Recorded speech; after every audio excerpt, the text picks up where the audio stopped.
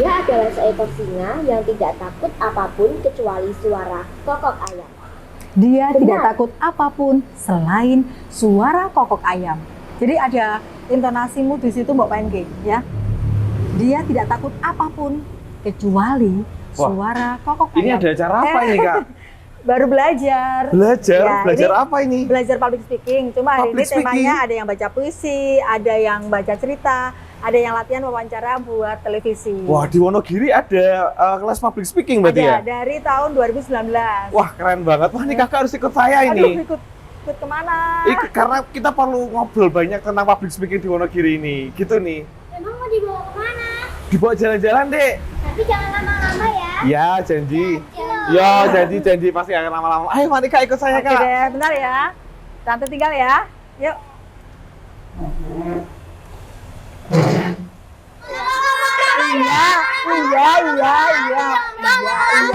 Iya.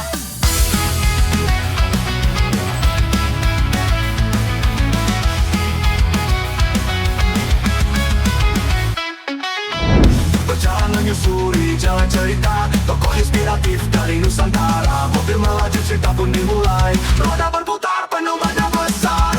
Jalan panjang penuh harmoni, surik cerita unik lokal, inspirasi kita.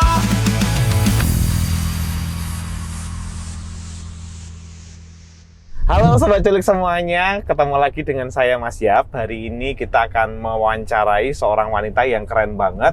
Kerennya kenapa? Karena mulai tahun 91 sudah mulai karirnya di dalam dunia MC sampai dengan sekarang menjadi mentor, kemudian menjadi trainer juga. Pokoknya keren banget dan pastikan teman-teman Sobat Culik semua jangan kemana-mana karena kita akan ngobrol banyak banget dengan beliau. Siapakah beliau? Yuk kita akan ngobrol-ngobrol yuk.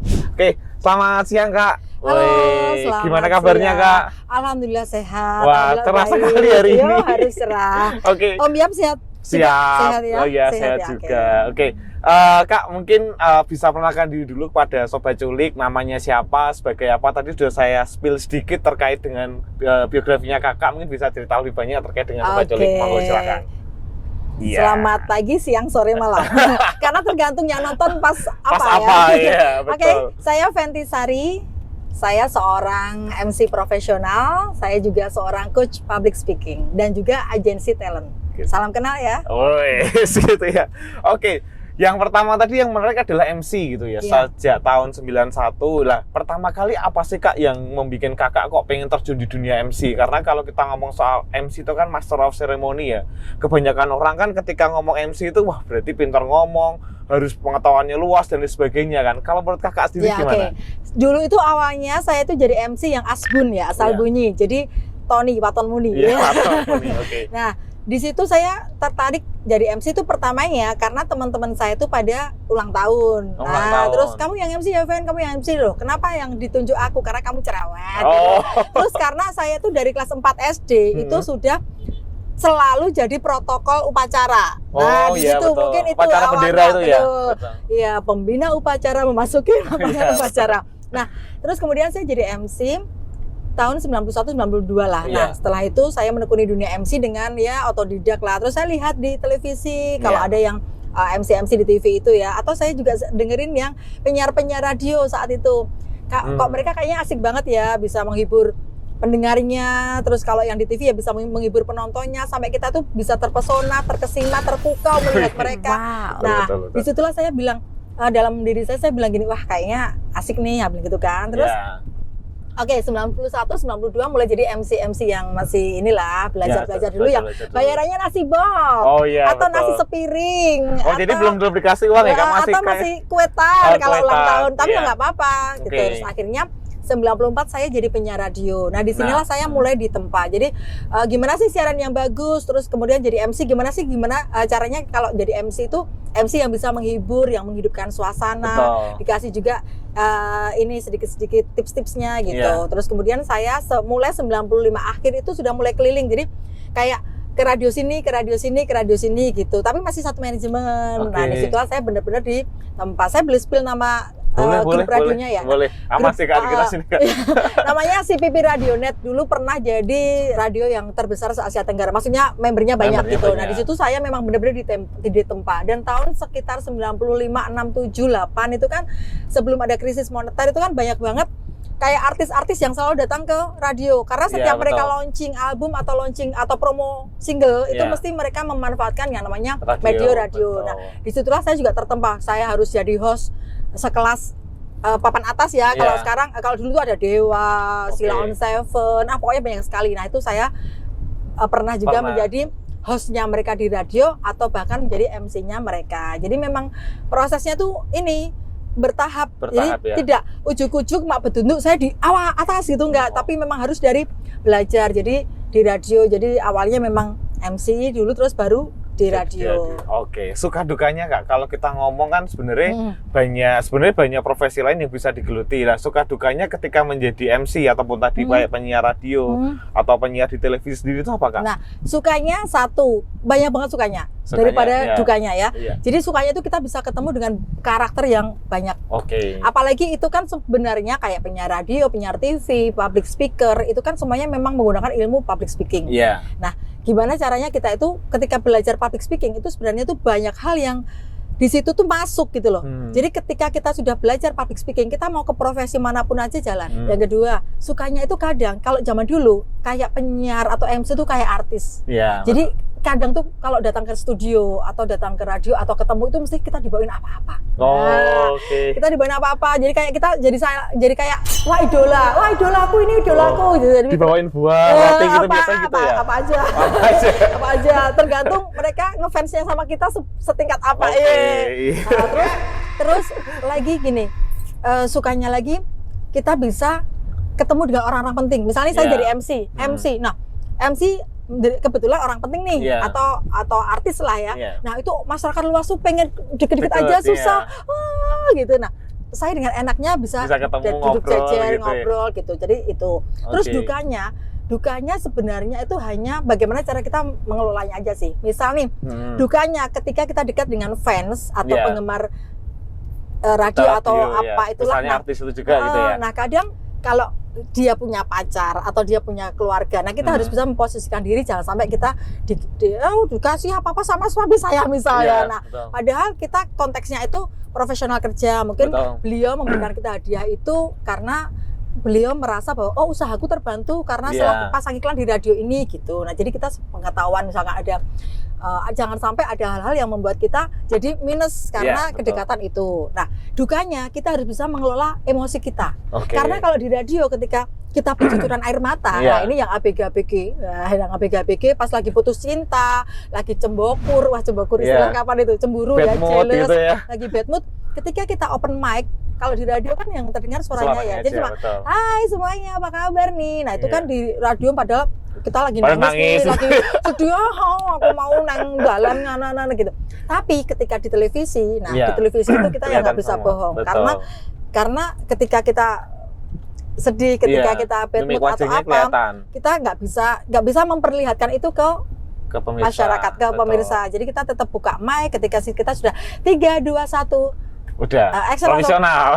Halo, selamat siang. Walaupun Gitu, dalam gitu. hatinya nangis gitu. Dalam hatinya lagi ada, tadi berangkat di jalan Oke. ketemu apa gitu. Jadi suka dukanya selalu ada, tapi yang pasti kita syukuri aja, kita nikmati dan kita merasa bahwa sukanya lebih banyak loh, sukanya itu lebih banyak gitu loh. Oke, ngomong soal public speaking. Kalau kita ngomong MC kan pasti juga kaitannya dengan public speaking Betul, ya Kak ya. betul. Nah, apakah MC itu harus public speakingnya bagus di awal? Apakah itu kemudian yang menjadi kiat? Apakah kayak mental itu perlu? Karena kan kalau kita ngomong di depan tuh kan di depannya siapa gitu. Kadang-kadang kan kita ngomong kalau di depannya anak ya udah ngoceh aja nggak masalah gitu. Dari depannya bupati, depannya artis gitu, cara mengkondisikan mentalnya gimana Ya, Kak? yang itu sih sebenarnya kita juga belajar ya. Maksudnya dalam artian belajar tuh ilmu public speaking itu adalah ilmu yang harus dilatih dan harus dipraktekkan terus-menerus, Oke. sering. Jangan sekarang terus berhenti, lama nanti muncul lagi. Muncul Nah, itu lagi. nanti akan sulit dan atau akan ini nggak konsisten. Jadi Iya. kadang kita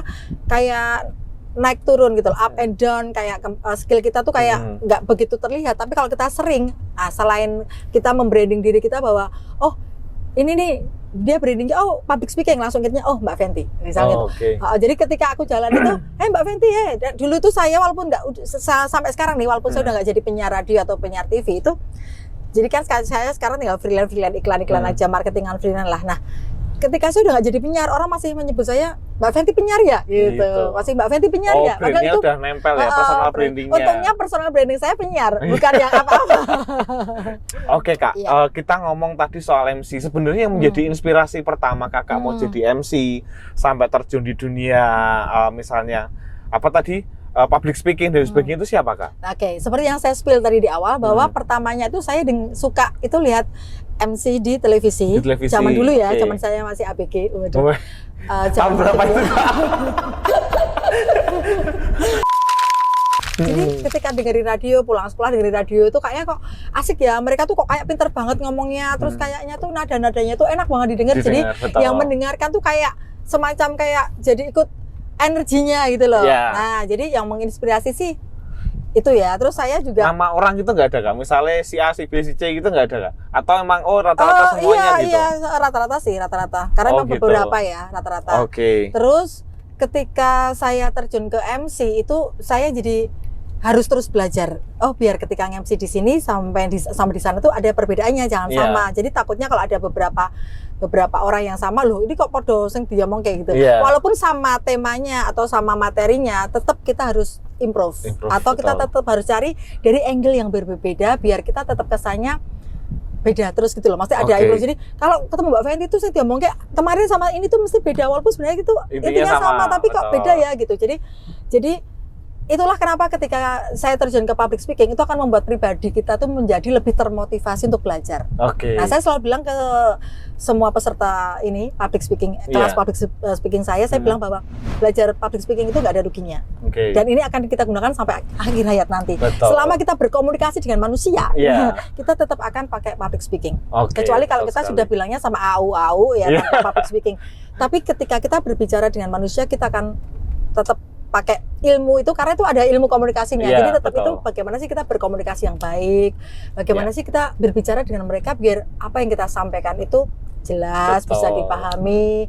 Terus audiens itu tahu goal kita. Jadi ketika kita berbicara dengan mereka itu sebenarnya kan kita tahu siapa yang kita ajak Kita ajak bicara. ngomong. Terus sebenarnya goal kita apa sih? Iya. Gitu. Terus bagaimana kita harus bisa membawakan apa yang kita sampaikan itu hingga mereka memahaminya. Iya, betul sekali. Nah, kembali lagi Kak, kalau soal public speaking itu kan pasti ada kaitannya dengan mental lah. Kebanyakan orang tuh ketika disampaikan tuh, wah aku nggak berani ngomong di depan. Nah, tips dan triknya Kak, supaya Oke. ketika kita ketemu sama di depan, misalnya menjadi MC ataupun kita ngomong di depan itu, benar-benar kita berani itu apa Kak tipsnya? Sebenarnya kalau kita berbicara di depan umum memang yang harus dipersiapkan adalah dua hal. Iya. Satu mental, satu materi. Oke. Nah, mental ini harus dilatih. Iya. Dan itu kita harus melawan. Karena misalkan pertama kita harus merasakan sensasi gugup, demam panggung, udah nggak apa-apa. Walaupun misalkan itu pun salah ya, itu salah pun juga nggak apa-apa, asal nggak fatal ya. Iya. Jadi itu salah itu proses gitu loh. Oke. Jadi jangan sampai, nah kebanyakan salah terus mereka mutong. Down, iya. Mutong Terus nggak mau, berani nggak lagi. mau, aku dulu salah. Nah itu jangan. Itu akan mematikan kemampuan kita sendiri. Karena ketika salah, oke, aku tadi salah berarti aku besok harus memperbaiki, aku harus gini. Nah, nanti akhirnya akan lancar. Oke. Jadi kita sebelum tampil siapkan dulu materinya, siapkan dulu juga mental kita. Mungkin bisa menenangkan diri dulu dengan misalkan ada yang tarik nafas, hembuskan, ada yang minum air putih, ada yang mungkin mendengarkan musik-musik yang membuat mereka rileks atau musik-musik yang membuat mereka terhibur. Nah, nanti setelah mereka maju, mereka akan lebih enak. Nyaman gitu ya. Oke, karena kalau kita ngomong di depan itu kadang-kadang kan kalau kita nggak nyaman dulu tuh biasanya semua materi pun jadi gugup, akhirnya hilang gitu. Blank. Pernah ngalamin itu nggak Kak dulu Kak? Awal-awal mungkin iya, saya udah agak lupa.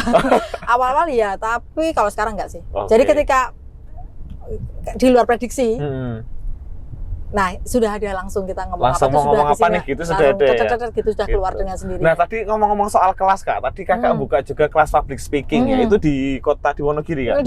Seminggu itu saya hadir di 3 kota. Oke. Jadi Wonogiri, Solo, sama Klaten. Dulu ada Karanganyar, tapi sekarang Karanganyar itu saya Dulu ada Karanganyar sama Sukoharjo juga, tapi Iya. sekarang Karanganyar sama Sukoharjo saya masukkan yang area Solo. Oh gitu. Jadi tinggal Wonogiri, Solo, Klaten itu harinya juga beda-beda. Oke, yang diajarin di sana apa Kak? Apakah misalnya nih saya punya anak pendiam nih, masukkan sana aja biar cerewet gitu Insya bisa? Allah bisa. Karena anak pemalu, anak introvert itu bukan berarti mereka tidak boleh belajar public speaking. Oke. Dan tidak ada kesempatan, bukan berarti mereka tidak ada kesempatan untuk bisa public speaking. Oke. Semuanya bisa, karena ilmu public speaking itu bukan ilmu bawaan lahir. Iya, betul. Ya, itu adalah ilmu yang bisa dipelajari dan harus sering, harus praktek. Kadang aku udah belajar sama Tante Fenty tapi nggak mau praktek, misalkan Ya, ya sama sama aja, aja, nggak bisa betul. ya, karena kita itu ngetesnya saat mereka benar-benar latihan di depan umum. Terus kalau misalkan ada kesempatan nih, ya wes ambil.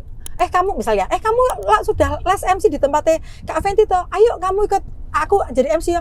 Nggak mau nah itu dia mematikan Potensinya menutup dia sendiri. kesempatannya dia sendiri. Jadi harus oke mau. Nah, dia tuh yang penting mau dulu, entah bisa atau enggak nanti belajar sama saya. Iya. Dan ketika dapat tawaran, udah ambil aja.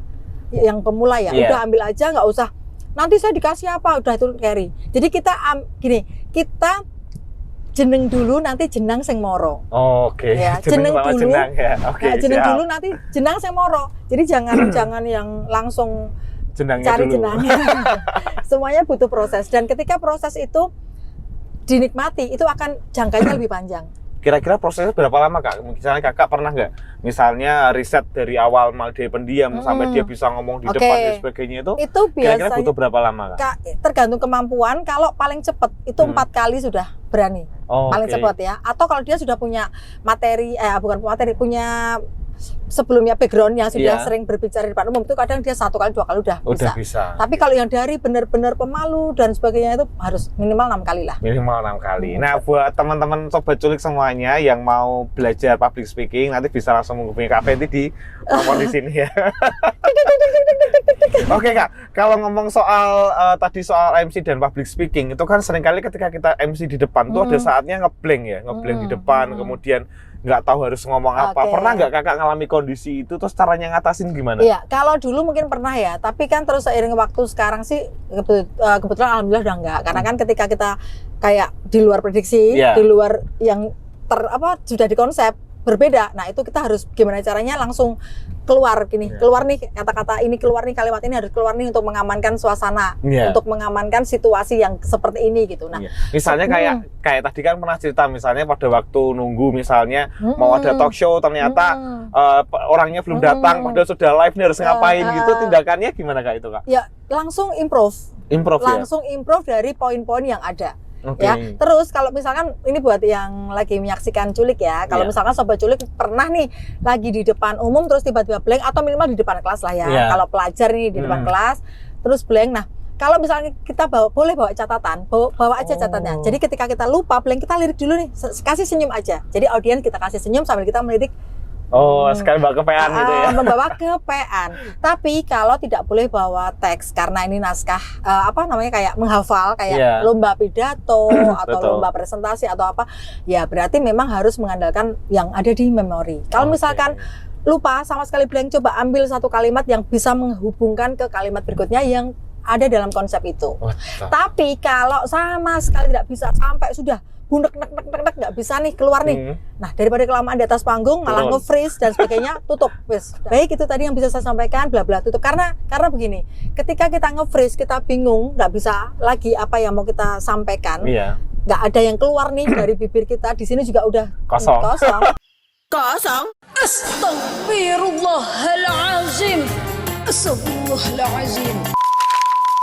Mungkin nggak kosong tapi saking penuhnya akhirnya nggak tahu mau yang dikeluarkan gitu. Itu saya pernah jadi juri salah satu lomba ya, lomba pidato, langsung aja tak spill. Iya. Nah, itu peserta itu ada yang nangis di atas panggung karena dia tuh nge-freeze sampai bingung, nggak tahu mau ngomong apa, tapi dia juga bingung, nggak bisa nggak bisa memutuskan apakah dia akan turun ataukah dia Iya, masih tetap stay di berada. situ. Akhirnya sampai nangis, padahal udah remaja sih. Akhirnya kita beri tepuk tangan, kita kasih applause karena waktunya memang masih banyak kan. Dia tetap aja nangis, akhirnya yaudah juri memutuskan bahwa sama panitia digandeng turun. Nah, Oke. itu yang terjadi. Jadi ketika memang benar-benar public speakingnya ini masih pemula dan dia ditabrakkan harus ke atas panggung dan lupa, blank, ya itulah bisa terjadi seperti itu. Oke. Kalau misalnya Kak, kita ngomong kan biasanya seringkali kan kalau yang saya alami sendiri ya, seringkali yang di kepala sama yang di mulut nih duluan mulutnya dulu baru mikir gitu kan. Nah, itu cara ngatasnya gimana? Karena kebanyakan kan orang kan suka ngomong dudak salah ini mau piye ya. Nah, itu tips dan triknya gimana Kak? Misalnya ketika di depan panggung sudah ngomong dan ternyata ada beberapa informasi yang keliru gitu. Itu tips dan triknya gimana Kak? Yang pasti ya, yang pasti kita harus memahami dulu apa yang sebenarnya harus kita sampaikan. Jadi materi ini harus dipahami. Materinya harus kita pahami sampai kita benar-benar menguasai. Jadi ketika nanti ada pertanyaan atau ada hal-hal di luar konsep, kita sudah akan lancar. Yang pertama itu. Yang kedua, antara sini dan sini kadang beda nih. Betul. Sini. Ya sering terjadi kan itu kan, memang benar kan. Kalau misalnya kita sering ngomong kan, aku mesti ngomong kita kok beda ya metune ya gitu loh. Itu tadi karena kita belum latihan, belum ada kesiapan dari diri kita. Jadi kita kadang ngomongnya spontan aja deh nanti ya gitu. Nah sebenarnya ada beberapa hal ketika kita berbicara di depan umum itu ada satu membaca. Jadi kita mau kayak pidato seperti itu. Terus yang kedua itu kita bisa dengan menghafal. Nah menghafal ini kita lebih bisa menyapa audiens, cuma kelemahannya kita lupa. Terus ada lagi yang kita menuliskan poin. Ditulis poinnya, ketika kita lupa kita lihat poin. Nah, yang keempat itu kita ada metode namanya langsung spontan atau improvisasi. Nah, ini yang mungkin tadi dirasakan oleh Om Yap. Jadinya kita ngomong spontan terus ternyata keliru. Terus gini, kalau keliru, kalau ketika kita keliru langsung maafkan diri kita. Misalkan jadi MC nih, MC lagi pembukaan salah. Harusnya bilang bismillah misalnya, malah keliru. Alhamdulillah misalnya itu. Nah, ketika salah itu langsung maafkan diri kita. Jangan itu diinget-inget sampai akhir acara. Karena kalau diinget-inget sampai acara itu nanti sudah dipastikan pasti ambiar. Karena dia masih merasa bahwa aku belum memaafkan diriku. Aku ngapa salah toh? Aku ngapa salah toh gitu, jangan. Udah itu nanti meratapinya nanti aja setelah selesai acara. Jadi tipsnya itu ya, pokoknya kalau di depan udah salah, ya udah maafkan diri dulu, setelah itu baru biar perbaiki. Kita nggak tambah salah. Kalau nggak dimaafkan, kita salah lagi. Nanti kita salah lagi, jadi salahnya makin banyak. Nanti panitia yang ngundang kita, aduh ngundang Om Yap salah piye ya, nanti malah gitu. Betul. Kalau saya cek di TikToknya Kakak kan sering aktif juga di TikTok ya Kak ya. Nah itu TikTok itu kalau menurut Kakak seperti apa sih sekarang dan digunakan untuk apa biasanya untuk Kakak? Kalau TikTok sih memang sekarang the power of sosmed, salah satunya TikTok ya. Di TikTok itu kita jadi makin dikenal, makin ada orang tahu. Cuma kalau di TikTok saya itu masih isinya tuh kadang random. Jadi tidak hanya ilmu public speaking, kadang prestasinya siswa-siswa saya, kadang kegiatan anak saya, kegiatan saya juga gitu. Jadi masih random sih. Cuma buat seru-seruan aja. Kalau ngomong-ngomong soal MC sama public speaking, yang Kakak pernah jadi MC di acara paling besar tuh tingkat apa Kak? Mungkin bisa cerita. Nasional sering. Yang dihadiri menteri, terus dihadiri oleh pejabat-pejabat gitu sering. Persiapannya sama nggak Kak? Misalnya antara diundang untuk ngomong di depan menteri sama ngomong di depan Pak RT misalnya gitu. Apakah sama aja pokoknya gas wae gitu atau gimana Kak? Ya, yang penting itu kita semuanya dengan siapapun kita harus persiapan. Nah, jadi minimal kita mempersiapkan bahwa kita tahu lah, minimal kita tahu siapa ya nanti ya people kita atau audiens kita siapa ya. Nah, terus kalau kita sudah tahu audiens kita dan kita tahu kita mau acara apa sih ini? Acaranya formal, non formal, acaranya semi formal misalnya, itu kita sudah tahu. Yang penting persiapan. Jadi walaupun kita mau di depannya Pak RT, di depannya presiden, di depannya apa, kita harus tahu dulu acaranya apa. Terus ini kita masuknya ini ke acaranya yang mana nih? Formal, non formal atau semi formal. Terus disitulah kita akan tahu kita mau pakai nada bicara seberapa. Terus kita mau pakai penggunaan kata-katanya atau diksinya itu bagaimana. Nah itu nanti sudah langsung. Jadi tidak asal aja. Kalau soal gini Kak, kan seringkali Kakak lebih seneng MC itu satu orang atau dua orang atau bareng-bareng Kak? Karena kan biasanya ada pembagian ya. Jadi pembagian antara MC 1 dengan MC 2. Kadang-kadang MC satunya nge-freeze, kita harus bantu atau gimana. Karena kan banyak orang kalau sendirian kita ngomong terus aja bisa gitu. Tapi kalau dia sudah dengan partner atau dengan grup itu, cara teknik baginya gimana Kak? Iya, kalau dengan siapa itu saya pribadi sih tergantung dari penyelenggara ya. Karena kan kita kan ditunjuk sesuai job. Iya, Kalau betul. kalau dia mau kasih partner yang ternyata pemula, oh Mbak, ki partnerku ki mau karyawanku loh Mbak, tapi pengen iso rapopo ya Mbak ya, nanti Mbak Fenty yang ngajarin juga gini-gini Iya. gitu. Saya juga, aduh nanti kok nggak gitu. Dengan siapapun partner kita, goalnya adalah acara berhasil. Betul. Dan sekali. jangan meremehkan atau merendahkan partner kita. Orang lain akan lihat atau audiens akan lihat bahwa wah MC-nya mereka bagus nih, Iya, bukan betul wah sekali. Mbak Fenty MC-nya apik, partnernya elek. Jangan. Nah, betul. Itu berarti kita juga gagal, bukan Oke. malah kebanggaan kita. Oh iya, Iya. aku wes jam terbang tinggi ya aku apik. Iya. Enggak, malah aduh, Mbak, piye toh Mbak mau kok MC-mu ngene? Nah, aku paling itu sudah merupakan aduh aku berarti nggak berhasil Iya. nih bikin nutup Iya. kekurangan dia nggak berhasil nih gitu. Oke Kak, kita sudah Oke. ngobrol banyak banget terkait dengan public speaking, MC. Nah, saya mau tanya nih, MC yang paling berkesan selama Kakak dari karir Oke. dari 91 sampai sekarang ini di acara apa? Terus kenapa itu menjadi berkesan? Kak? Oke, Silakan Kak, menjadi cerita. berkesan karena sangat-sangat menurut saya lucu sekali. Oke. Karena gini, saat itu MC acara kementerian Kementerian, yang dihadiri oleh gubernur. Gubernur, Nah, oke. Yang dari kementerian itu ada protokolnya dari Kementerian Jakarta. Oke. Terus saya yang bagian di gubernur. Oke. Nah, karena acaranya molor, Iya. saya kan kalau MC saat itu kan karena ini ya IO besar di Jakarta, Iya. sistemnya kan bayar di awal nih. Saya Iya. udah dikasih bayar di awal nih, udah transfer sebelum berangkat saya udah transfer awal nih. Iya. Jebret gitu, angkanya lumayan. Nah. Kenapa Kak? Nah. Oke. Ternyata karena waktunya sangat mepet, karena pas kementerian itu kan molornya acaranya nih. Iya. Nah pas jatah saya, pas yang gubernur, Pak Gubernur ya buru-buru harus Keluar. balik Iya, karena betul. ngoyak pesawat kemana itu saya agak lupa. Nah disitulah saya hanya nge-MC buka tok, Oh. buka tok. Yang 1 menit durasinya aja mungkin nggak nyampe. Nutupnya aja itu Pak Bupatinya, Pak Gubernurnya udah lari. Oh. Jadi saya itu cuma buka tok, nutup aja cuma ya kayak cuma selamat Jalan tinggal gitu gitu aja, ya? selamat Oh. jalan gitu aja. Ya udah, saya sampai bilang panitia, Mas saya udah ditransfer nih, gimana saya nggak jadi MC hanya 1 menit kok durasi. Udah Mbak, itu rezekinya Mbak Fenty. Oh. Rezeki anak sekolah ya. Wah, enak banget kalau gitu. Kalau ada lagi nggak apa-apa Kak, bos.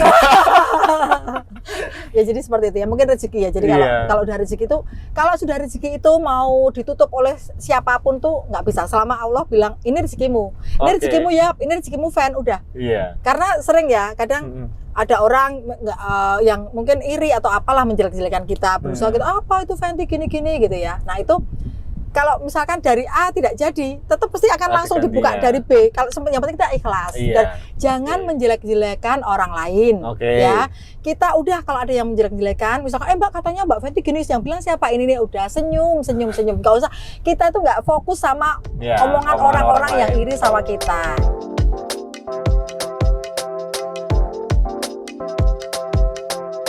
Oke Kak, untuk akhir kata Kak, mungkin ada pesan-pesan buat Sobat Culik terkait dengan cara menjadi misalnya MC ataupun misalnya oke. public speaking dan mungkin di agensinya Kakak, mungkin bisa silahkan monggo Kak. Ya, jadi buat Sobat Culik ya yang lagi ingin belajar public speaking, ingin belajar MC atau apa, lanjutkan. Gas belajar ya. Kalau mau lihat YouTube, mau lihat konten-konten dari orang-orang yang berpengalaman itu boleh. Tapi kalau misalkan pengen offline ketemu saya, boleh. Jadi saya akan lihat langsung bagaimana kemampuan kalian ya. Jadi boleh lanjutkan dan jangan putus asa, jangan merasa bahwa mana bisa sih aku yang se-introvert ini gitu. Enggak ya, tetap bisa. Karena public speaking itu adalah ilmu yang bisa dipelajari dan harus terus diasah. Oke Kak Fenty, ini ada apa kenang-kenangan nih? dari Regar Sport. Nah, Waduh. ini jersey Terima jersey kasih. retro jadi bisa dipakai. Ini ada logonya Culik juga. Oke. Terima kasih banget. Saya mewakili Sobat Sama-sama. Culik semua. Terima kasih buat ilmunya sudah Ada sharing-sharing. tali-tali artinya ini ya buat mengikat Iya. kekeluargaan kita. kekeluargaan, Ya, kalau betul. ada job panggil saya boleh ya di Regar Sport ya. Oke.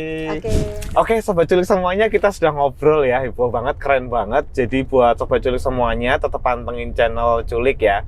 Jadi jangan kemana-mana, jangan lupa komentar dan subscribe gitu. Oke, itu dari saya, bye-bye.